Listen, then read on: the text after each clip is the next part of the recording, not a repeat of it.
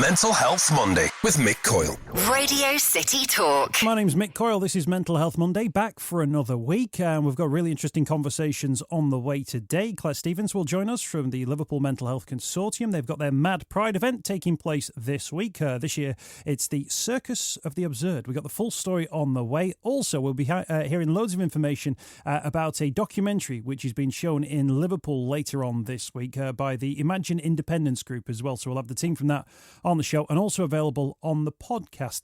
Just a little bit of housekeeping on this one. If you want to email the programme, you can do, absolutely. If there's a venture involved in and you want to tell us about it, drop me an email, mick@radiocity.co.uk. That's mick@radiocity.co.uk. We've got loads of guests coming up, actually, and in recent weeks, they are guests who have contacted us to say, any chance of mentioning this event? And we've said, you know what, if you want to come on and talk about it, absolutely do it. It's all about talking about mental health, and that's what we do here on Mental Health Monday. Just wanted to mention as well, and thank you for people who have said nice things about the programme, we've just been nominated for another award, this time in the Prolific North Awards, which take place in Manchester towards the end of May. We have been nominated in the Best News and Factual Programme category. So there you go. We're officially now a news and factual programme, and we've been nominated in that category. There's like 8 or 9 nominations in that category, hotly contested. It's always nice to be nominated. It'd be nice to win as well. The awards due is in Manchester in about 6 weeks' time. We'll let you know how we get on, but thank you for everybody who's been saying nice things about that through social media. Mental Health Monday with Mick Coyle. On Radio City Talk. Mental Health Monday on Radio City Talk. Joined by a couple of guests in the studio. We're going to talk about an event which is taking place this coming Thursday, 32 Hope Street, Fredericks. And it's a film screening, and it's a provoking documentary looking at the issue of mental health. And joining us from Imagine Independence, we have Olga Snell and Annie Veenman. Olga, Annie, thank you for your time. Great to see you. Hello. Olga, thank you for coming back on the programme as well. You were with us for the Mental Health Marathon, and you're putting together this screening. Crazywise is the name of the documentary. What's it about? Well, I saw the documentary on the NSUN website. It's a National Service Users Network website.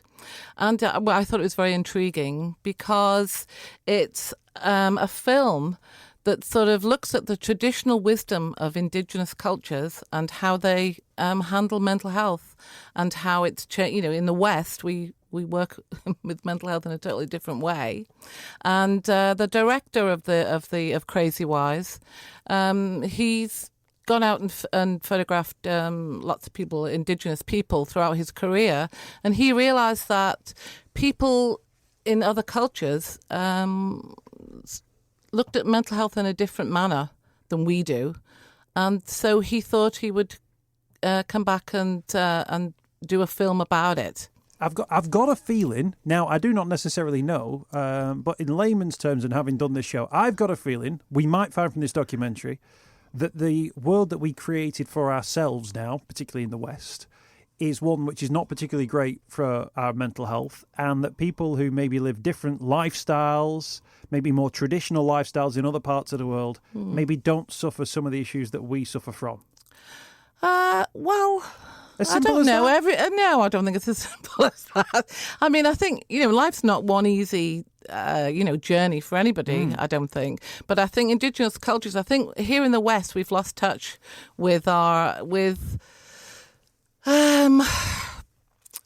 relation to the earth and to the world we live in. We've lost a lot of community and stuff like that. So in Indigenous cultures, they've got that more together than we have. But because me and Jake Mills were talking about this last week. We were talking about how you can explain or put into words why it is that you feel good walking through a field.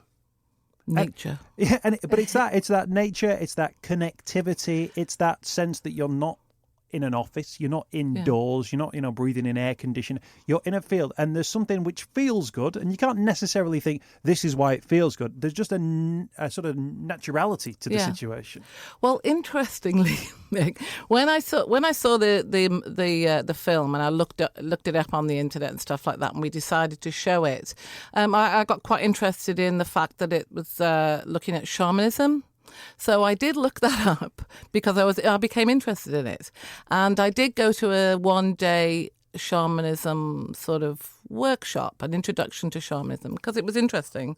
And in that, they reckon that we've just lost our connection to the earth, and our ancestors, hunter-gatherers, they had sort of one foot in sort of the left brain, sort of how it is now, and the ego and everything, and one foot in the right brain. That's how they function day to day. And now our modern Western way is we're too sort of set in the left brain, in the left sort of way of thinking of things. Yeah, I mean, but then anyone who's sort of seen any film made from the 1950s onwards, the shaman of a village was seen as like the witch doctor. It was weird, it was creepy, they were up to no good. But actually, historically, they played a very significant role. Yeah. You're thinking of Hollywood. No, I'm thinking about the Hollywood's exactly. It's about perceptions, yeah. But of course it isn't. And the more you look into it, I mean, I'm not saying everybody should go out and sort of study shamanism and everything. But this got this the documentary got me sort of interested in that, and it's sort of followed through, and it is very very interesting how they work with it and how we've sort of lost it. I do believe we have. And then the world's getting faster. And, we work with people with mental health issues every day, I'd imagine. And it is getting more and more people are getting anxiety, stress. So there's something not right. Something's going wrong somewhere. Sure. Annie, you're a young person. Yes. I mean, in comparison to myself and Olga, but me and Olga we have seen this new digital world sort of emerge and blossom. But I guess for your generation, you're coming through and it's just always been the way for you. This digital world is always the thing, that sort of idea that you're always on, and actually that jobs aren't 9 to 5. They can be across your weekend. You have to check emails all the time as well. So it is difficult. We have gone beyond those sort of old-fashioned, if you like, values of being in and around a community where certain people do work, certain people stay at home. You have the certain cultures that exist. Yeah. And we're never going to go back to that, are we? Or can we? I'm not sure. I think it's funny at the moment because I feel like with technology and how everything's digital and everyone's kind of more connected, but in a sense, you're actually more disconnected. So I think it's quite interesting. I think what's happening, because you can kind of see everything that's going on. You can compare your life to other people's lives in a way that you couldn't before. You can effectively find out anything you want on the internet. However, people are feeling, I think, more isolated and more alone. And I think, especially amongst my age group, I think anxiety and depression are massively on the increase. Do you ever get the opportunity to detox from those things? Because I can remember the time where we just didn't have it, but I guess your generation would maybe never have a time where you didn't have mobile phones. No, because I think the way society's going has sort of made us dependent on technology. I think it's everywhere. Even if you're looking for a job now, having a job means having a LinkedIn profile and having all these things online. And, you're strongly advised to be constantly having a presence digitally. So I think it's very difficult to switch off from it. How do you do it? I think you've got to firstly you need to acknowledge that you are being sort of penetrated by lots of technology, to then actively decide I want to stop looking at so many things. I think that's a great point, by the way, Olga. First and foremost, realising it is that all this stuff is going on, as opposed to a lot of people will just think, well, this is just what life is. This is what life is like. And of course it isn't. You need to take time. It's proven anyway that nature, and getting back to that, is supremely good for your mental health. And the more you look at things, and the more we've researched into this, haven't we, Annie? There is a shift. I think there is a shift. Because I think people realise that they have to, because they can't go on like this. There is a shift to, being in nature, being around trees, it's proven that it is really good for you. We need to get back to what we have, roots and stuff. The screening is at Fredericks, 32 Hope Street, this coming Yeah. Thursday, April the 19th, Crazywise. Is there a particular a culture or a particular part of the world where this sort of investigative work has been going on? Or can you find pockets of it around the world in different types of communities? Yeah, you can find it here in Liverpool.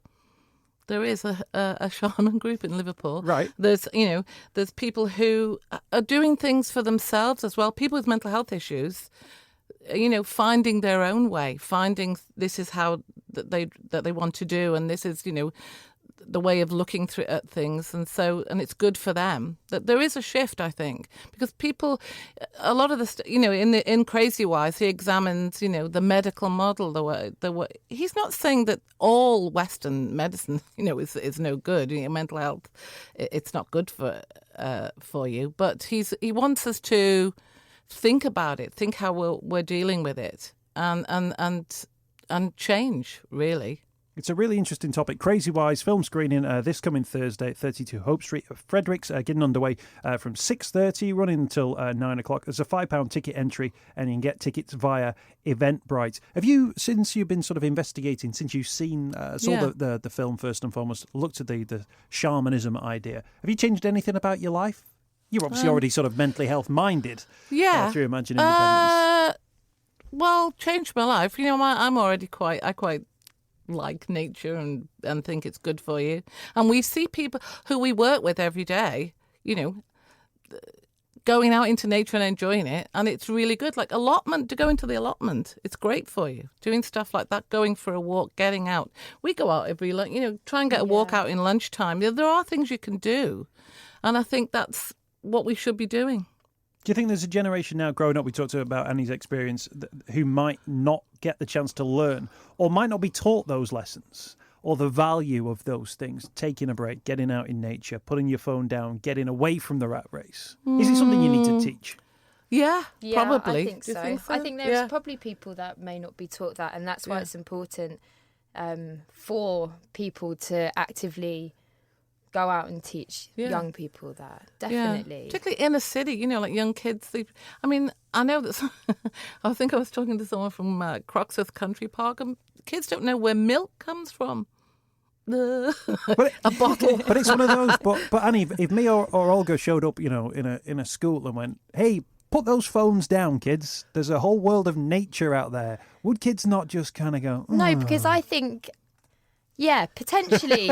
Probably, yes. Not Olga. She better go anything you say, Olga. I think actually things like anxiety are becoming more prevalent in much younger kids. I don't think children particularly always enjoy being glued to their social media. I don't think it's good for their sort of self-esteem and, social connections. So instead of saying, put your phones down, I've got to get them interested. You need to almost go in and go, right, kids, we're going to go out today and we're going to do this, this and this. And, and then at the end kind of see whether the kids have enjoyed it. Rather than saying, put your phones down, this is an alternative. I think you need to just go in and just be proactive and just go, we're going to do this. Yeah. Sometimes you get the sense that people think, that social media is just people saying, here's what I've eaten, or this is what I'm doing today. Whereas actually sometimes if you do achieve something, if you go and make a cool den in the woods, then you put a photo of it and it goes on your social media, it becomes a moment of, here's something that I achieved. So that goes beyond that just, here's a selfie of me putting a shirt on. Here's a selfie of me walking down the street. There's value in that, the achieving thing. So they don't have to be separate. Yeah. I think, we just need to encourage people to talk about it and sort of, I'm sure in schools and things like that, there's loads of kids who do get out. There's lots of stuff to do. People know that it's not good to be sitting there all day long looking at your screen and sort of, I think it's just kind of keeping people present. I think being glued to social media and to your phone, in a sense, keeps you not present. You're always thinking about something that's not going on in your actual surrounding. You're looking at something else through a screen. What would the world be like, though, if everyone, you know what? doesn't really matter what the Kardashians are up to. It doesn't matter if you don't see those adverts for that Saturday night TV show. It doesn't matter if you don't have a Facebook or an Instagram account. It doesn't matter if you don't spend all your money in the shops on a Saturday. You know, if you just get on by. It doesn't matter if you don't have a big house or a fancy car. And everyone sort of started taking a step back from that one. I mean, we've created a system, haven't we, that relies on all those things happening. Completely. Yeah, we have completely. But we're disconnected, you see. I don't think we're connected. I mean, even when I was growing up, I mean, I'm not going to say how old I am, Mick, even though you said I was older. But when I was growing up, there was a more of a community. No one locked the doors. All the neighbours knew everybody. Now it's not like that at all. I don't think it's changed a lot. I mean, we've got where I live. It's got nice neighbours, but it's not like that sort of community feeling that we used to have. I think people want it though. I think it's community support, and it's the same with mental health. You know, social prescribing and getting people to become involved in the community and be accepted and trying to get rid of the stigma. That's another. It all sort of ties in, and I think it says, in Crazywise, it does say that a lot of the communities, the indigenous cultures, they still have a sense of community and look after each other and don't are more empathetic. Yeah, and actually it's interesting you say that. There was a report out just a few weeks ago, and it was about the number of young people who didn't know the name of their neighbours. Those who live next door, across the road, people who live in the same building and wouldn't know them other than to let on. Or would say, where do I know you from? Oh, yeah, you live in the flat below. Whereas actually in other communities around the world, people still live very much within their families living in their home. Yeah. And also the community plays a part, not in raising every single child, but actually that child knows those individuals, knows what they're about and what their community represents, without having to be, some highfalutin idea about this, that or the other. But knowing that there is a community there and that you have a responsibility within that community. Yeah, you do. It's so important. And I think that would be helpful to people.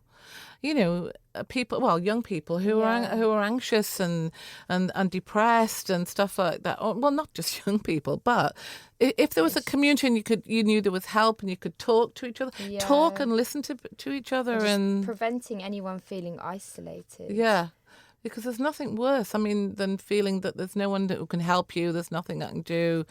Then it becomes like a desperate situation, really, and then it feeds off it. You must have had friends who've gone travelling, Anna, who come back and they kind of look healthier. Now, sometimes they got a little bit of colour on their skin. There's a glow. But, if they've been, in Bali, they've been in the Maldives, they've been around Spain or Italy, they've been travelling, even if they've been travelling, through, the Nordic valleys and things like that, they come back with a slightly different looking outlook on life and they look healthier, don't they? Yeah.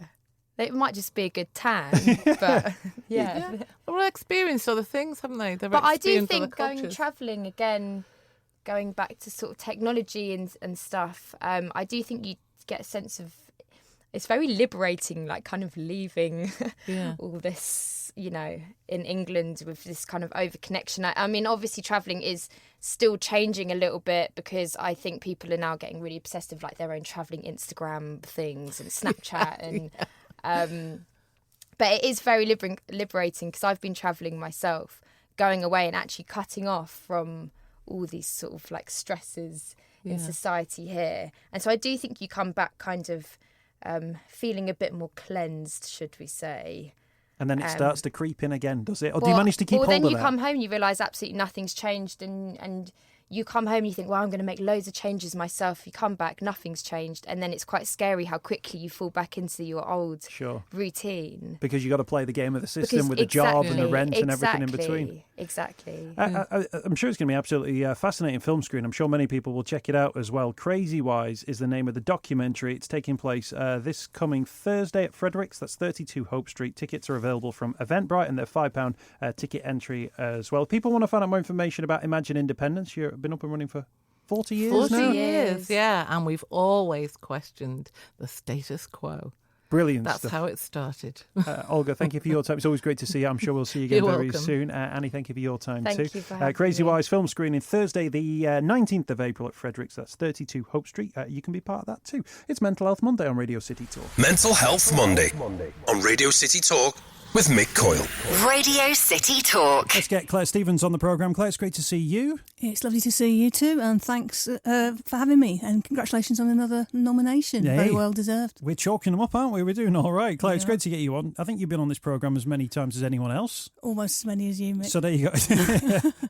It'll be part of your award as well. You're from the Liverpool Mental Health Consortium. You're doing fantastic work. And you've got your Mad Pride event coming this Saturday, the 21st. District on Jordan Street. Loads of stuff involved in this one. Some great artwork as well if people get to see it online. Just tell us about Mad Pride, the idea behind it. Okay, Mad Pride, it's a global movement really, and it was established in Canada, in Toronto, in the early 90s, 1993 I think, as a reaction against some sort of negative campaigning against people with mental health support needs who were living in a local area.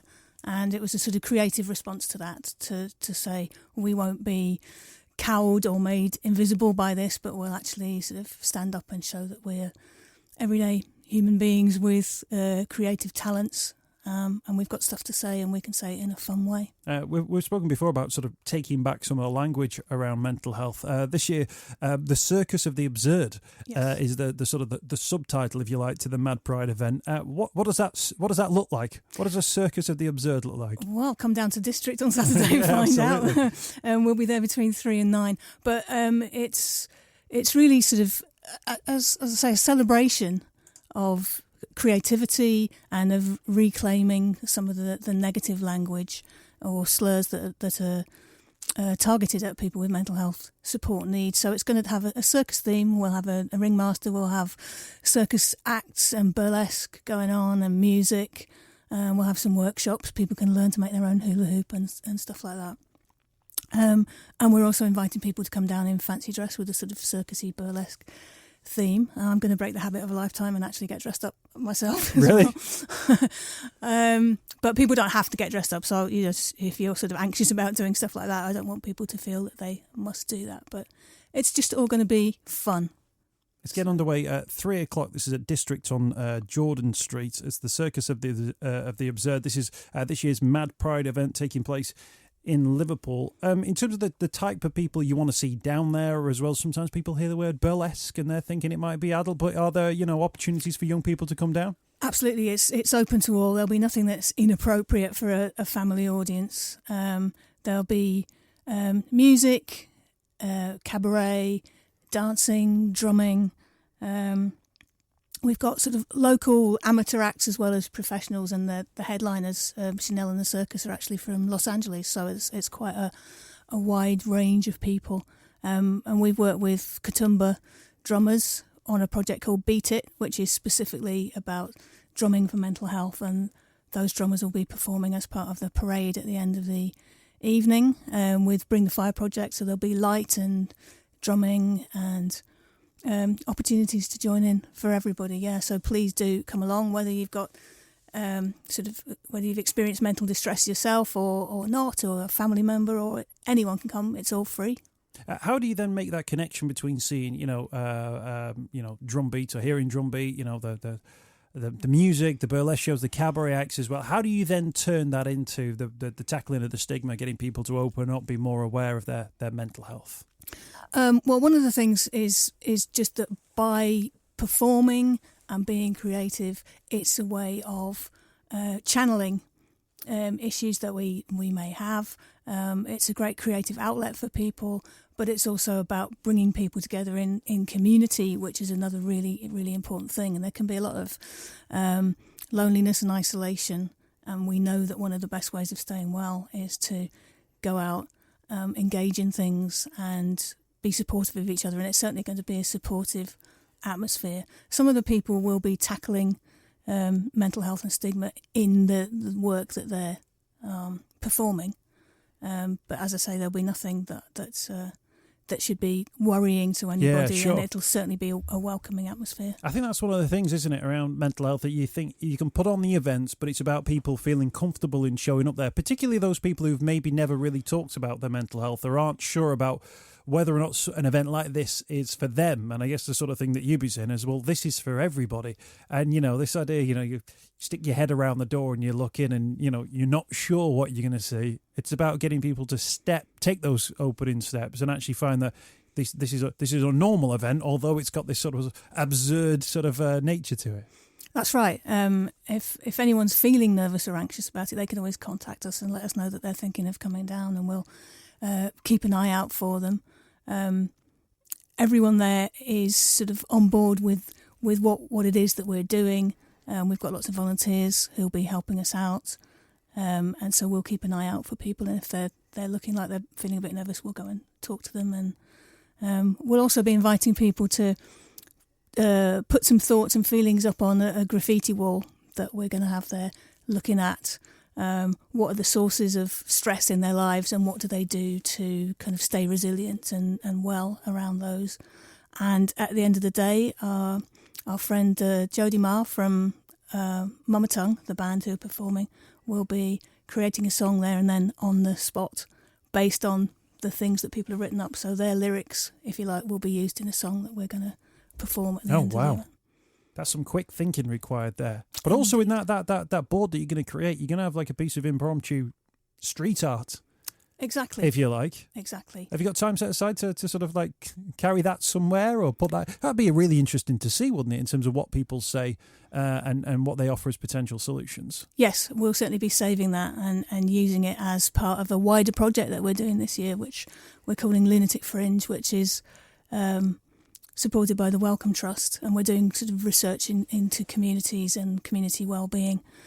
So that will be one of the outputs for that. But again, as I say, we're trying to do that creatively rather than just give people a questionnaire to fill in. Yeah, absolutely. We've got Claire Stevens with us from Liverpool Mental Health Consortium. Mad Pride event taking place this coming Saturday, the 21st of April. The Circus of the Absurd families more than able to head down there. It's happening on Jordan Street at the District venue, 3 p.m. until 9 p.m. Nice and early finish that one as well. So, you've got younger kids as well. That's right. I mean, come down any time you like. There's a parade at the end, which will sort of finish about 10, but that'll be outside in the Baltic Triangle area. Which is a great part of town as well. Just in terms of the Mental Health Consortium, Claire, just tell you've had first and foremost, you were having a difficult year. Now you're having a great year. You've been busy though throughout, non-stop in terms of the work that you're ongoing with across Liverpool and Liverpool City region.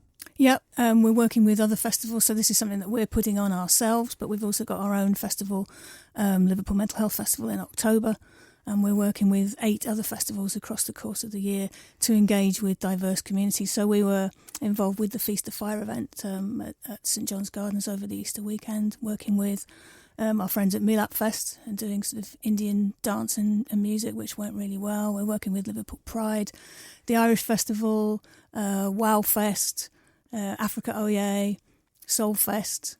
But apart from that, it's quiet. Apart from that, it's quiet. And we're doing all of that in order to gain information and insight from people, which we're then working on with the University of Liverpool.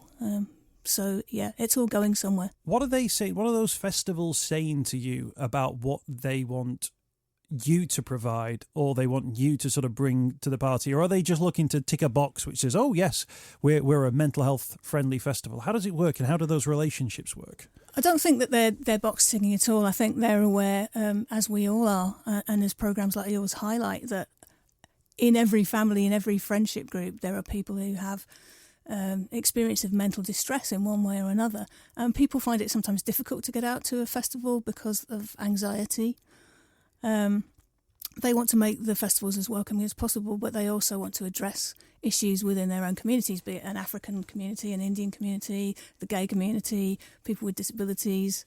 All of those things bring their own pressures on people's lives. We've done sort of work with communities to sort of co-produce events that will go on at those festivals. So we're not just imposing because we know best. So, we will... Well, give us an example of that then. So if there's an event which is going on and they're doing things in whatever way, a certain way, then you come on board as, official partners and you get your, LMHC sort of branding across it and then people know it's a mental health friendly thing. What might you have specifically done to make that work? Well, we're planning to do some work with Irish Community Care, for instance, which will feed into Liverpool Irish Festival. But because they work very specifically with people around mental health within the Irish community, we're looking at working with Irish Traveller women on a photography project, for instance, which will then be part of Liverpool Irish Festival. But they are the experts in that community, so it's not for us to say what they will do. We'll work with them to co-design something. Similarly, we're doing a piece of work with Writing on the Wall at Wowfest, doing a piece of sort of a course for trans people around creative writing, which will produce an anthology. They can read from their anthology at Liverpool Pride, so that's bringing two different organisations and festivals together, but it will be with a mental health focus, looking at the sort of pressures and stresses of people's lives and how they deal with that. And what do the festivals say to you about what they want to get out of it? Obviously creating an environment where everybody feels comfortable, but when you offer something which is, a piece of creative art or something along those lines, is that something where they're going, oh, that's a nice bonus? Or do they see that as actually becoming an intrinsic part of how they might go about their festival plans for the future?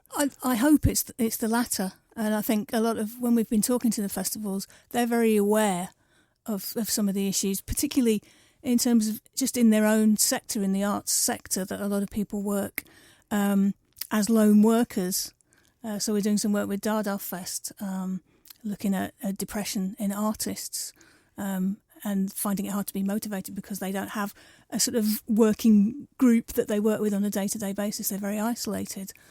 And often lone workers are in charge of programming festivals or whatever, and they're not having the opportunity to interact with other people. So we're trying to sort of address that as well and bring people together in those fields. That's an interesting one, isn't it? Because increasingly we're heading towards this gig economy where you work for yourself, sometimes by yourself, but you're doing short-term projects here, there and everywhere. You don't have that sort of settled work environment, but actually something which we'd not necessarily considered the mental health aspect of might be something that plays out in terms of your studies. Definitely. And that's one of the emerging findings this year, which will feed into colleagues at the University of Liverpool and at the Wellcome Trust. And hopefully, fingers crossed, we'll get further funding to look into those in much more depth. Excellent. So what are the universities saying to you in terms of what they hope to find out, and what will be the value of working with universities and academics with this stuff? I think the value is that we have got our ear to the ground in a way that academics don't always have. So they know things theoretically, but they're not necessarily as good as at the sort of community engagement and community involvement aspect of talking to people and building trust and building relationships and confidence in people who may be being researched. And the way we're doing it is to work with those people to create their own research projects, sort of peer research projects, and to talk their language, which isn't too sort of rarefied or academic, but it actually sort of relates to their everyday lives. Brilliant stuff. If people want to find out more information about the Mad Pride event, it's taking place, Circus of the Absurd, don't forget the subtitle, 21st of April. That's this coming Saturday, 3 p.m. until 9 p.m. The venue is District on Jordan Street, and then there's through the Baltic Triangle Creative Zone there. There's going to be the parade afterwards. Anything else you want to give a quick mention to, Claire? Well, if you want information, you can always look on our website, which is www.liverpoolmentalhealth.org. Find us on Facebook or Twitter at Liverpool MHC. We've got great acts. We've got Liverpool Samba School, Loose Moose String Band. We've got sort of community-based acts, the Strumbrellas and the Silver Liners. Some cabaret being curated by the Secret Circus, so that will involve burlesque, music, belly dance, comedy, and we've got Ferruccio Peru, Mama Tongue, and as I say, the song that we're going to be creating together from Jodie Marr, and finally Chanel and Circus about 9:15. Brilliant. Claire, this sounds an expensive do. There's a lot going on. It is, but it's free to the public, so... There we go, free entry. That's what we really wanted to know. Yes. Claire, thank you for your time. Always great to get you on the programme. Claire Stevens from Liverpool's Mental Health Consortium. Mad Pride back for 2018. The website there that Claire mentioned for all the details. The Circus of the Absurd coming to District on Jordan Street this coming Saturday from 3 p.m. It's Radio City Talk. Mental Health Monday with Mick Coyle. Radio City Talk. Always great to get Claire Stevens on the programme from the Liverpool Mental Health Consortium. Mad Pride taking place this Saturday. Before that, we heard about Imagine Independence and their showing of their documentary as well, details of which, of course, we've given you on the programme today. If you've got a story that you want to get involved in and you've got a story you want to tell us here at Mental Health Monday, drop us an email. Simple as that. Mick@radiocity.co.uk. That's Mick@radiocity.co.uk. I think guests for a few weeks now are all going to be people who've contacted us to say, hey, can we talk about this? And we've said, absolutely, can you come on the programme? And we'll make it as part of the radio show and, of course, the podcast. Thanks for downloading us as well. If you could be so kind when you've finished to maybe share it on your social media or subscribe or give it a star review. 1 star, 3 stars, 5 stars, whatever you thought it was worth. And of course, you can check out all the previous editions of Mental Health Monday. There's a lot of them now, very pleased to say. Thanks for being part of the programme. Thanks for checking us out. And we'll speak to you again very soon. Mental Health Monday, every Monday from Radio City Talk. My name's Mick Coyle. Mental Health Monday on Radio City Talk with Mick Coyle. Radio City Talk.